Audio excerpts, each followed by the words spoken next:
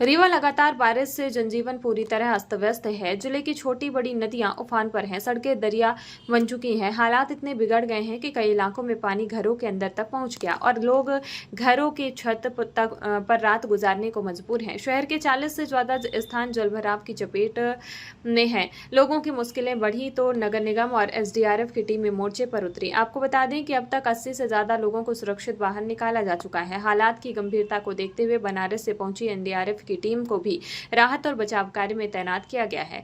इस मुश्किल घड़ी में डिप्टी सीएम राजेंद्र शुक्ल खुद बाढ़ प्रभावित इलाकों के बीच पहुंचे और हालात का जायजा लिया। उन्होंने कलेक्टर को साफ निर्देश दिए कि राहत और बचाव में किसी भी तरह की लापरवाही नहीं होनी चाहिए और हर प्रभावित व्यक्ति तक मदद पहुंचनी चाहिए। डिप्टी सीएम ने बताया कि रीवा में हुई बारिश के साथ साथ ऊपरी इलाकों में आया पानी भी बीहर नदी में पहुंच रहा है। यही वजह है कि बीहर का जलस्तर तेजी से बढ़ा है। नदी का पानी जब उफान पर आया तो मोहल्लों और नालों का पानी भी आगे नहीं निकल पाया और देखते ही देखते कई इलाकों में जलभराव ने विकराल रूप ले लिया।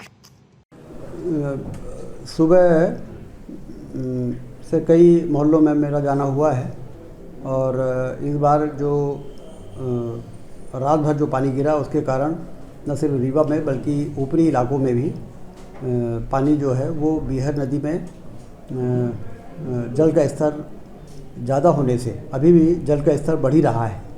उसके कारण मोहल्लों में जो पानी है जो नदी में जाता है नालों के माध्यम से, उसमें नदी का जल स्तर ऊपर होने के कारण रोक लग गई और उसके कारण पानी निकलने में देरी हो रही है।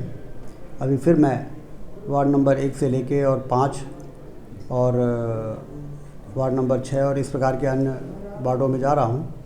तो अब इंतज़ार यही है क्योंकि बीहर के सारे गेट खुले हुए हैं, 18 गेट हैं, तो पानी का स्तर ये उम्मीद है कि 2-3 घंटे में जो अभी बढ़ रहा है डाउन होना शुरू होगा और जब वो डाउन होगा तब जो कुछ वार्डों में पानी भरा हुआ है वो तेज़ी से निकलेगा।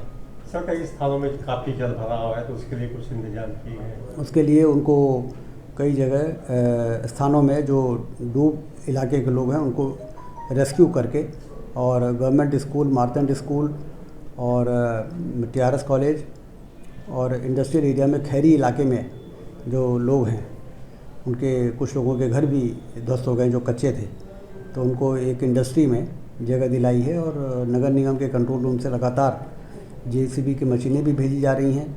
कलेक्टर को भी मैंने कहा कि आप हर जगह वाचफुल रहें कि और क्या इंतज़ाम किया जा सकता है और खाने के पैकेट भी उन लोगों को जिनके घर में पानी घुस गया उनको खाने का पैकेट दिया गया है और रात के लिए भी खाने के पैकेट का अरेंजमेंट है।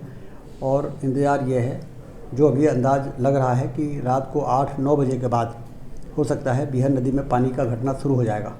एक बार पानी घटना शुरू होता है तो फिर तेज़ी से घटता है और उसके बाद जो पूर्व अनुभव रहा है कि भाई मोहल्लों का पानी अमैया नाला हो, खलगा नाला हो या उधर पॉलीटेक्निक कॉलेज के बगल से जो नाला है उससे पूरा पानी, क्योंकि चाहे वो बेल्हा का इलाका हो और चाहे वो कोस्टा का इलाका हो,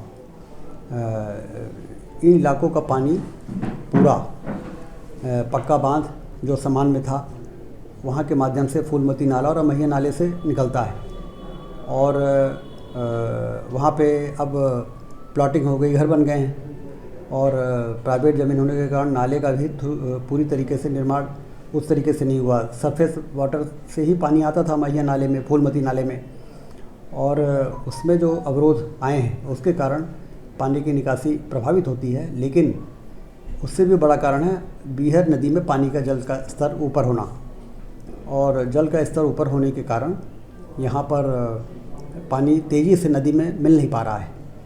तो हम लोग इंतज़ार कर रहे हैं कि जल्दी से जल्दी नदी का पानी जब तक डाउन नहीं होता है तब तक राहत और बचाव के कार्य और जेसीबी मशीनों के कारण ऐसे इलाकों में जहाँ पानी को जेसीबी से काटने के कारण वहाँ का पानी निकाला जा सकता है, उसके लिए सुबह से ही प्रयास चल रहा है। मैं सुबह 7 बजे से स्वयं भी कई जगह पे गया हूँ, कंट्रोल रूम में भी मैं गया और वहाँ नगर निगम कमिश्नर और सभी अधिकारियों के साथ बैठक भी की थी और हर स्थिति पे नज़दीकी नज़र बनी हुई है और किसी भी प्रकार की कोई नुकसान ना हो, ये हमारा प्रयास है। और एक बार पानी निकल जाने के बाद जिन घरों में पानी घुसा वहाँ पर स्वाभाविक है कि उनकी गृहस्थी उजड़ जाती है। जो खाद्यान्न सामग्री है, जिनका एक मंजिल का मकान है और फर्स्ट स्टोरी नहीं है, तो वो तो सामान हटा भी नहीं पाते हैं। तो उसके कारण आरबीसी के प्रावधान के तहत सर्वे करवाएंगे पटवारी और तहसीलदार के माध्यम से, और फिर उनको जो राहत राशि दी जा सकती है वो भी सरकार देने में कोई कसर नहीं छोड़ेगी।